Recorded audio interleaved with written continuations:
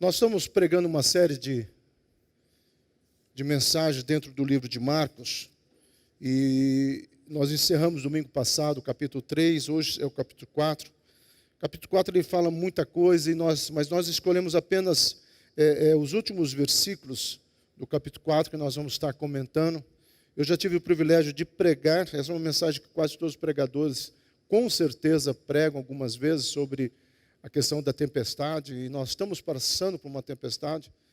Achei interessante, mas nós vamos comentar todo o capítulo, e depois nós chegaremos aqui, nesses versículos nós vamos estar estudando mais a fundo. E naquele dia, sendo já tarde, disse-lhe: passemos para outra margem. E eles, deixando a multidão, o levaram consigo, assim como estava no barco, havia também com eles outros barquinhos. E levantou-se um grande temporal de vento, e subiam as ondas por cima do barco, de maneira que já se enchiam de água.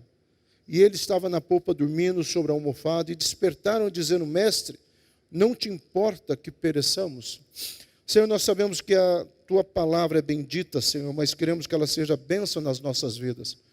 Por isso, Senhor, abra os nossos corações para entender o que essa palavra de hoje pode ser aplicada no nosso dia a dia, nesse contexto que nós estamos vivendo, nesse momento que não apenas o Brasil, mas o mundo está diante de uma ameaça, Senhor, e uma ameaça que está sendo trazida sem que nós esperávamos, Senhor.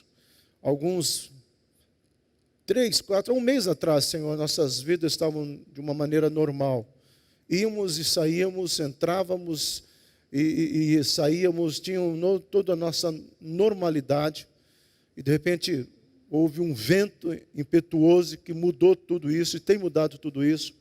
E no meio desse vento, Senhor, tantas informações, tantas manipulações das informações, que nós, como teus filhos, ficamos perdidos no meio dessa tempestade, Senhor.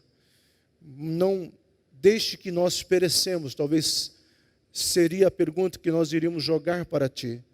Mas essa lição de hoje mostra, Senhor, o quanto o Senhor se importa, o quanto o Senhor está preocupado com a minha vida, com a vida de cada filho Teu, o quanto o Senhor está presente nesses nossos caminhar. Por isso, abra os nossos corações para esse entendimento, em nome do Senhor Jesus Cristo. Jesus acabara de fazer uma série de mensagens sobre parábolas. Se você for pegar todo o capítulo 4, tudo ele é feito por parábolas. Mas existe uma parábola, uma apenas, que não aparece nos outros evangelhos, e aparece somente, tão somente no Evangelho de Marcos. E essa é a parábola que nós vamos prestar mais atenção. Jesus estava no capítulo 4 de Marcos, ele falando várias parábolas. Parábolas, não sei até onde você escutou, era uma maneira didática, né? Que muito comum na época. Jesus faz uso dessa maneira didática, de uma forma bem pedagógica. As parábolas, ela tem uma história, essa história tem um fundo moral, e esse fundo moral é contextualizado diante de algumas circunstâncias. Dentro de todas essas parábolas que você tem aqui no capítulo 4, existe apenas uma que não aparece nos outros evangelhos, que é a parábola da semente, não do semeador, da semente.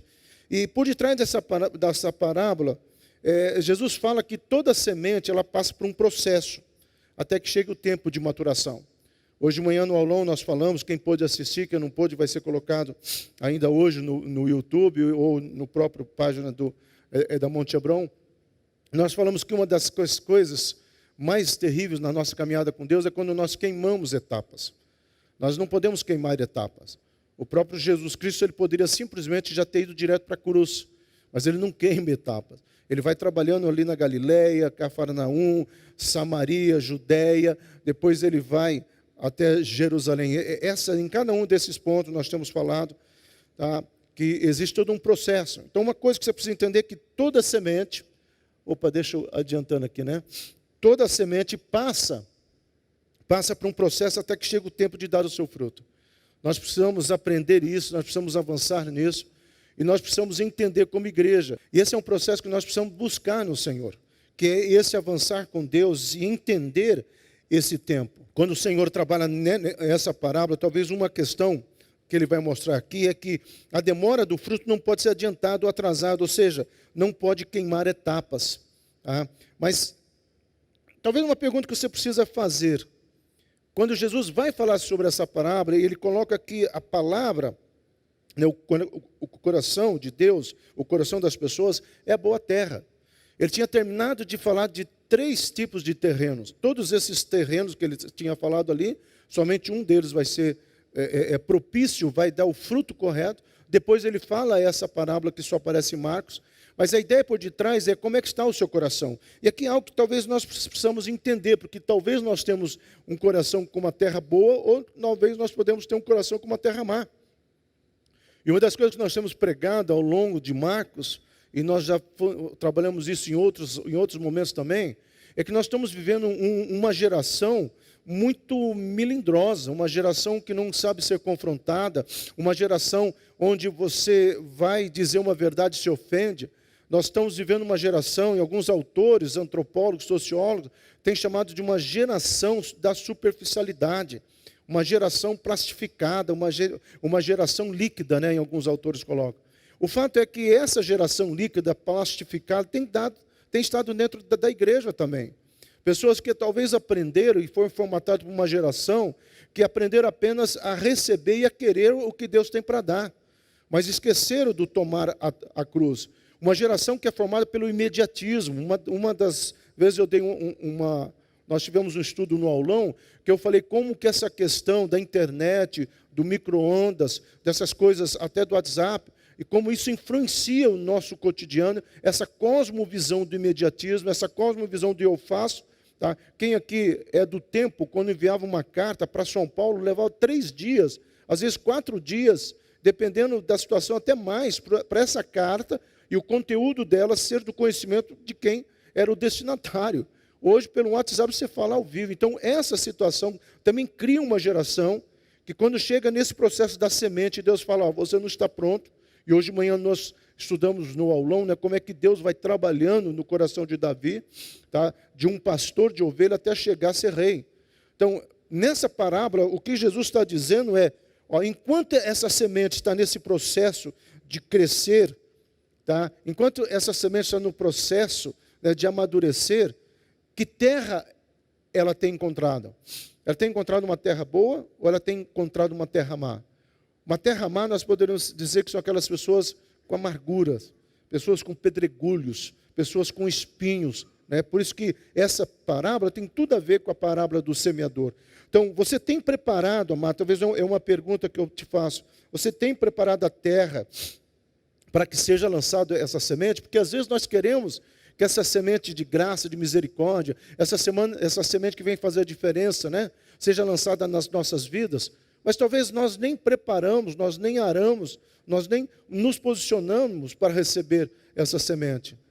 Nós estamos vivendo uma geração que eu chamo de vagabundos espirituais. Entenda bem isso.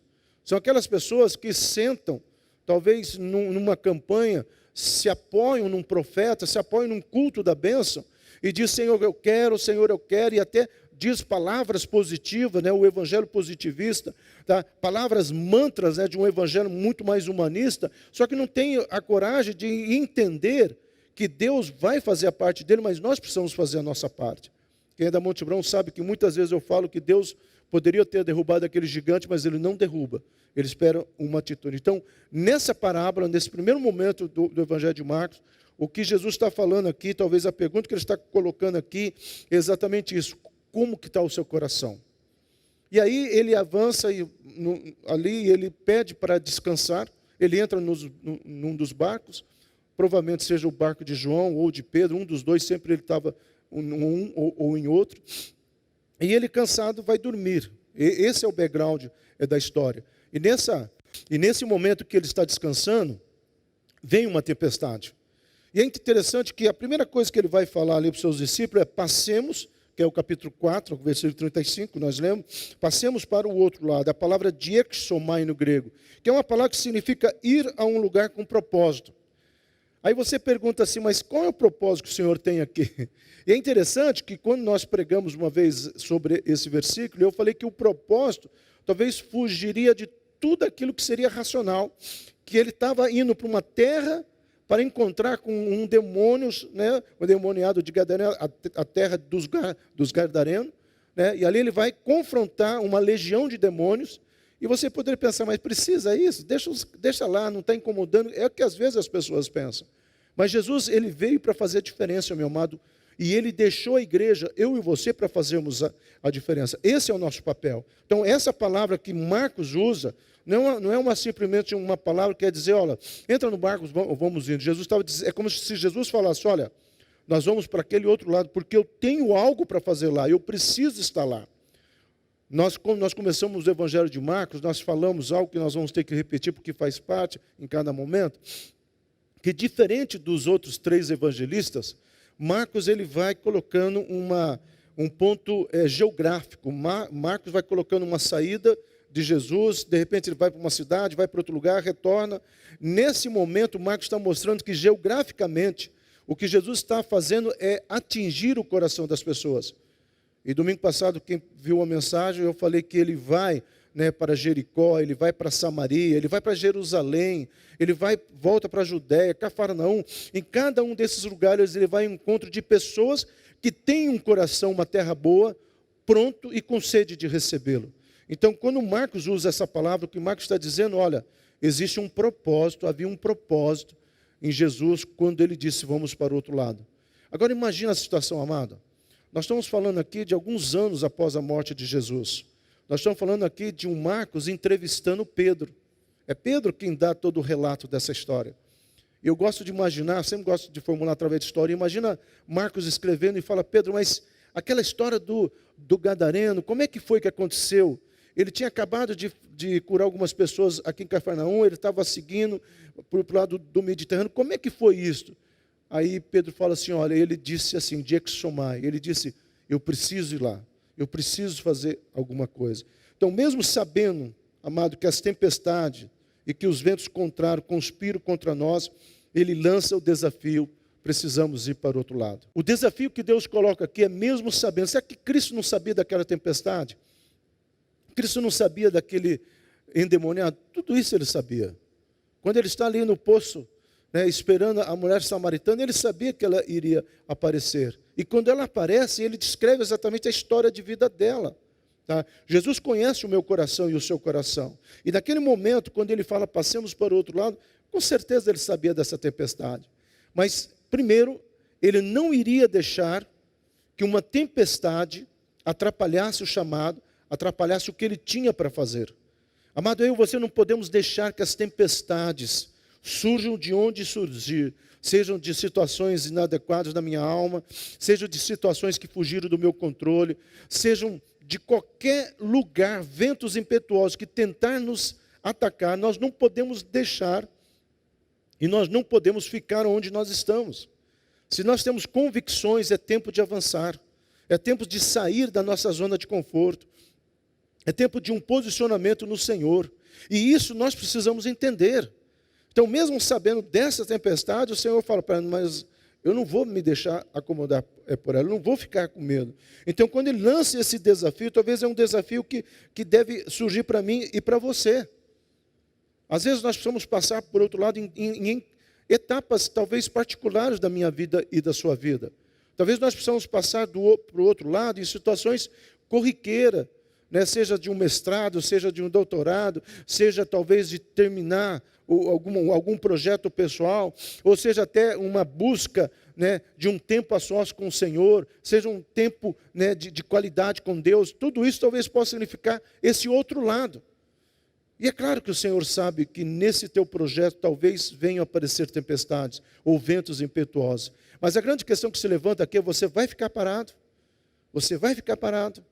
Davi, quando ele assume o lugar dele, quando nós estamos estudando no aulão vários salmos, Davi ele não assume o lugar, naquele momento que ele é coroado rei, que ele vai ser coroado rei, ele não fica falando, como foi duro eu chegar até aqui. Já viu aquelas pessoas que quando vão pregar, ou quando vão dar um testemunho, ela se prende muito mais na sua dor, do que no que Deus fez. Essa doença, quando eu perdi esse emprego, fica naquela murmuração, às vezes sem saber. A própria palavra, a etimologia da palavra reclamar, que é refazer a reclamação. Então, muitas vezes, na nossa reclamação, nós estamos trazendo à existência aquilo que nós estamos falando. É como se nós estivéssemos profetizando para acontecer de novo. Isso é muito sério. Então, Então, são pequenas coisas. A fé tem em si o desafio, amado, de andar não pelo que vemos, mas pelo que cremos. Isso nunca vai mudar. Eu não vou ver para crer. Eu preciso crer para ver. Todas as histórias, todos os momentos, tá? Você pode pegar desde o começo lá atrás, na vida de José, talvez vamos pegar Abraão, na vida de Abraão, vida de José, Moisés, Josué e Caleb, e aí você vem na história, todos esses homens tinham promessas tremendas de Deus. Eles não viram, mas eles creram. E porque eles creram, eles saíram da zona de conforto. Porque eles creram, muitas vezes eles tiveram que corromper com parentes.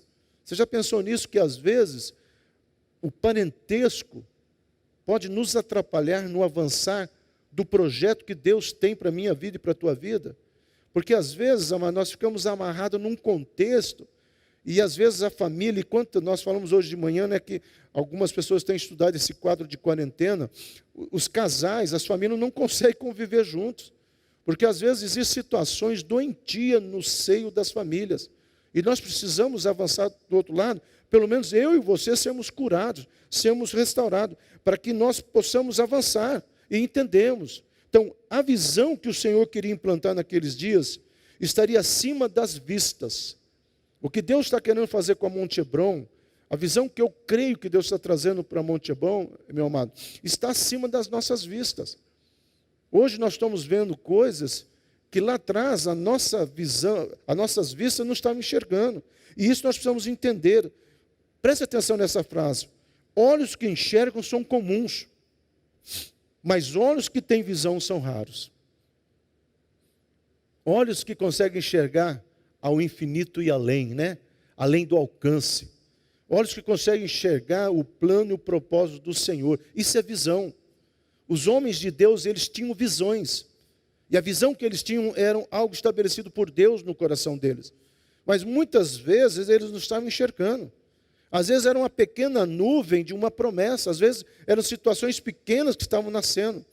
Mas eles caminharam, eles avançaram, eles se posicionaram. O que o Senhor estava querendo dizer para esse discípulo, quando ele lança esse desafio, é que quando ele fala, vamos passar para o outro lado, a provisão dele já está tomada. Quando Deus vai criar o homem, ele já tinha criado primeiro o jardim do Éden. Ele não cria o homem para depois fazer um lugar para o homem estar. Ele não cria o homem para depois fazer algo por o homem ter. Não, ele cria todas as necessidades do homem para depois criar o homem. No hebraico, a palavra Yavé-Ra significa isso, Deus que traz a provisão daquilo que eu preciso. Se tem alguém que conheceu isso de perto, foi Jeremias e Davi. Os dois conheceram o que é a provisão do Senhor. E muitos outros, em outras situações, mas em particular esses dois, foram que mais adentraram e avançaram nessa convicção da provisão de Deus, do cuidado de Deus, de um Deus que traz à existência aquilo que eu necessito. Deus que completa as minhas necessidades. Por isso que para isso, amado, parece pequena a frase que nós vamos ler agora, mas ela faz toda uma diferença. Deixando a multidão. A palavra que Marcos coloca ali é a palavra afieme, que significa deixar algo que pode impedir um avanço. Interessante que essa mesma palavra é usada para deixar todo o embaraço lá em Hebreus, capítulo 12. Deixando tudo aquilo que é embaraço. Amado, essa multidão, por mais sede que ela tinha, naquele momento, ela poderia ser e ela era um embaraço para aquilo que Deus queria, ou que Jesus queria fazer na vida dos discípulos. Entenda isso daqui. Às vezes, aquela multidão que Jesus serviu, aquela multidão que Jesus se preocupou com a fome, aquela multidão que Jesus foi e curou e compadeceu-se dela, Marcos usa essa palavra, no hebraico é a palavra da etimologia da palavra empatia. Jesus sentiu a dor e a necessidade daquela multidão. Essa multidão, muitas vezes, Jesus a deixa de lado para buscar a intimidade com o Pai. Às vezes, amado, nós precisamos entender, quem sabe essa quarentena é um deixar de lado as multidões de coisas que nós temos para fazer, para ter um tempo com o Senhor. Eu tenho falado que como como seremos pós-quarentena? Como é que nós seremos? Seremos uma nação com medo? Seremos uma nação dividida politicamente? Seremos uma nação que talvez, entendam isso, corramos o risco de ver uma guerra civil. Como que vai ser o Brasil? Igrejas estão sendo ensinadas a depender do Senhor Jesus Cristo. Eu sei que existe uma preocupação financeira, eu também a tenho. Mas acima dessa preocupação, que é uma multidão, nós precisamos deixar de lado e tirar as lições que o Senhor quer trazer para a minha vida e para a tua vida. É tempo de qualidade, amado, para ter acesso aos segredos do coração do Pai. Isso nós precisamos entender. E para isso precisamos aprender a buscar um nível de intimidade com o Senhor, muitas vezes saindo da multidão. Nós precisamos sair dessa multidão. Nós precisamos desconectar dessas multidões de coisas que talvez nós achamos que seja importante, mas ela não contribui em nada para o meu crescimento com o Senhor. Você pode talvez parar um pouco agora e pensar quais são as multidões de coisas que você fazia, que talvez hoje você está vendo que você não morreu. Você não morreu ficando em casa, amém por isso, viu? Você não morreu desconectando de muitas coisas. Eu tenho lido alguns artigos, né, na área de empresarial, e houve uma época no Brasil que tentou se implantar o homework, né, o serviço dentro das casas. E muitas pessoas foram contra, porque o brasileiro não sabe trabalhar, o brasileiro isso, o brasileiro aquilo. Então, algumas empresas adotaram, a maioria não adotou e ficou por isso mesmo. Só que agora, todas foram obrigadas a adotar. E a pesquisa mostra que o resultado está sendo até melhor. Porque a alegria do funcionário em estar na casa, próximo dos seus, e ao mesmo tempo resulta em produção. Agora vamos colocar isso para a igreja. Quantas igrejas que há um tempo atrás, e nós somos uma delas, que não fazíamos uso dessas tecnologias? Quantas igrejas que talvez o pastor nunca pensou em usar um Facebook para evangelizar? Pastores que até então usavam o Facebook, criticavam o Facebook, hoje estão usando essa plataforma. Está vendo? Quando você se afasta para buscar um tempo de qualidade, como que as coisas mudam, como que as coisas amadurecem. Então, como que nós sairemos dessa quarentena?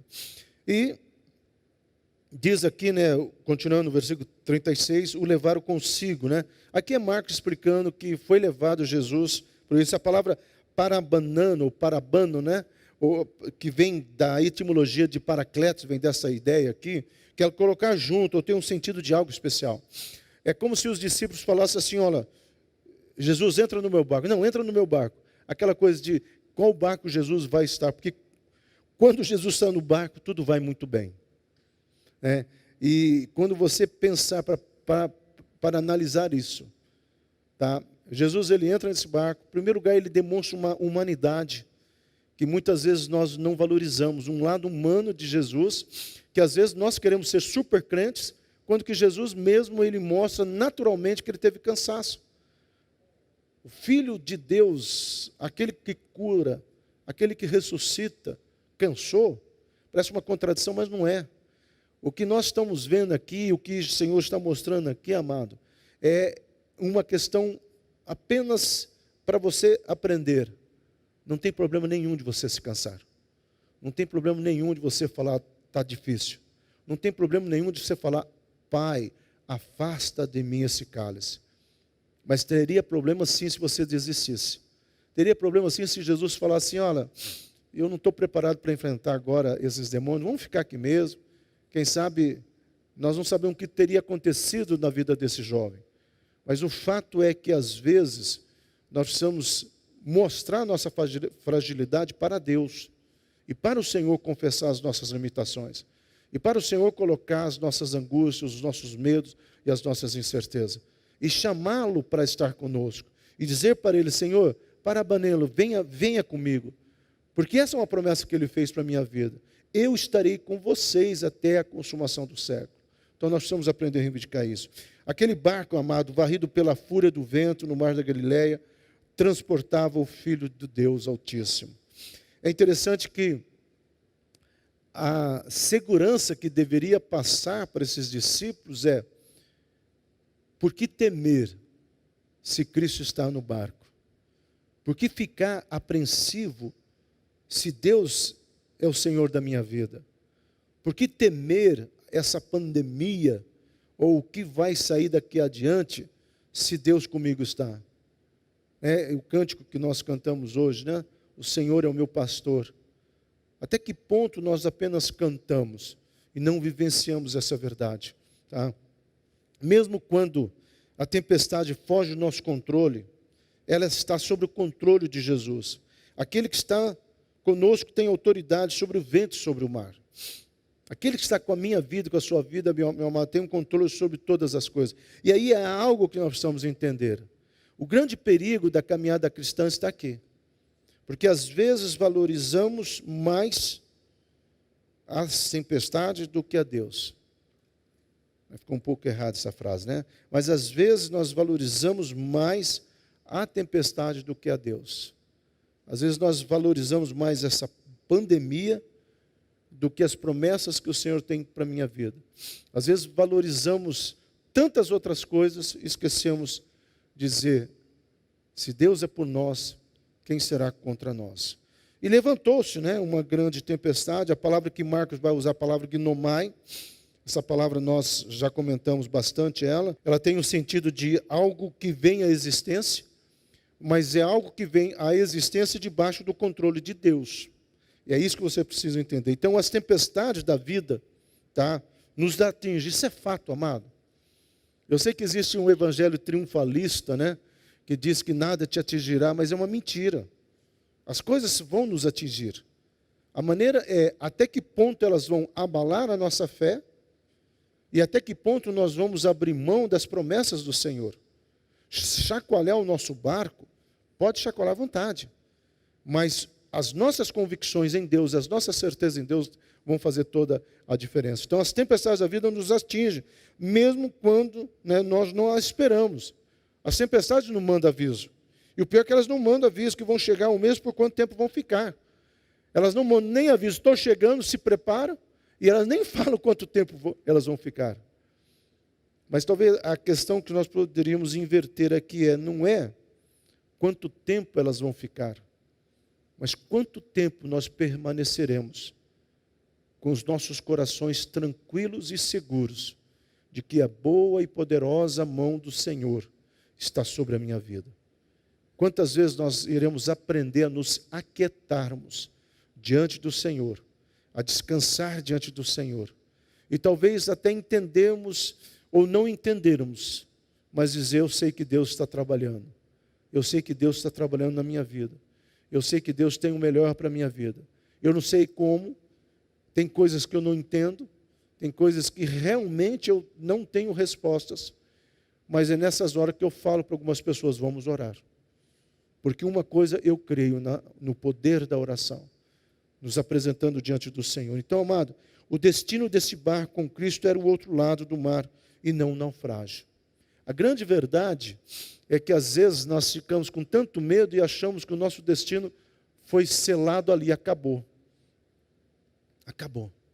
Sendo que Deus tem o melhor para a minha vida. Imagina José naquele poço. Não vamos nem pensar na casa, tá, do egípcio. Vamos pensar ali. Na casa de Potifar, né? Vamos pensar ali no poço. Você pensou quantas coisas passou pela cabeça de José? Mas Deus falou isso, eu sonhei sobre isso. Não foi loucura da minha cabeça. Eu sonhei, eu tenho sonhos, eu tenho promessas. Aí, de repente, ele é vendido pelos amalequitas. Mas a provisão de Deus é tão grande que se os amalequitas tivessem passado um dia antes, José morreria naquele poço. Se os amalequitas estivessem voltando do Egito, José seria vendido a outra nação. O tempo certo é assim, é como se Deus falasse, segura aí, segura aí, segura aí.